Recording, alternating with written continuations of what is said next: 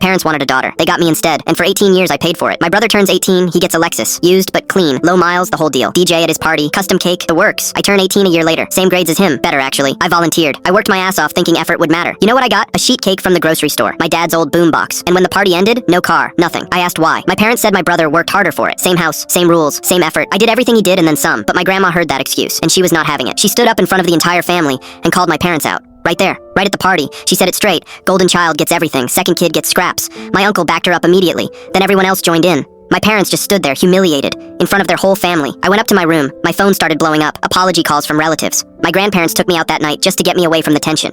When I got home, my parents were furious.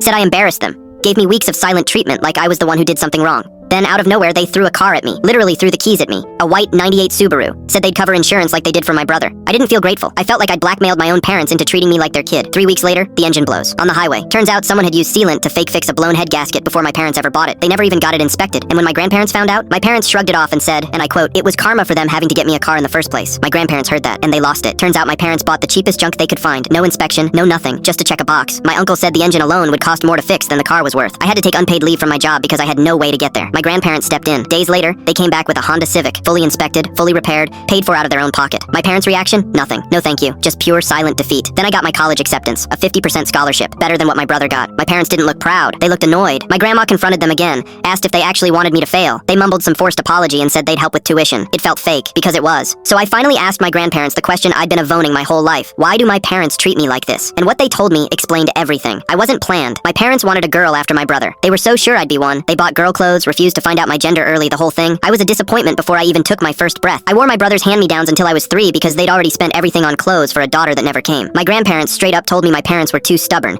too stuck in their own heads to ever fully get over it. After that conversation, I made sure nobody could mess with my college acceptance behind my back. I called the school myself just to lock it down. Then my brother called me. First real conversation we'd had in months. He'd heard everything from our grandparents and actually apologized, in his own awkward way. Told me he's not even moving back home after graduation like our parents expect. I told him I might do the exact same thing. My grandparents threw me my own party. DJ chocolate cake. Everything my brother got and I never did. My parents showed up, but they just stood there the entire night, barely speaking, barely existing in the room. I sat in the corner with a beer, watching them get the same humiliation they handed me on my own birthday. My grandma said it best. You're never too old to learn a lesson in humility. My parents learned theirs in front of the whole family. Twice.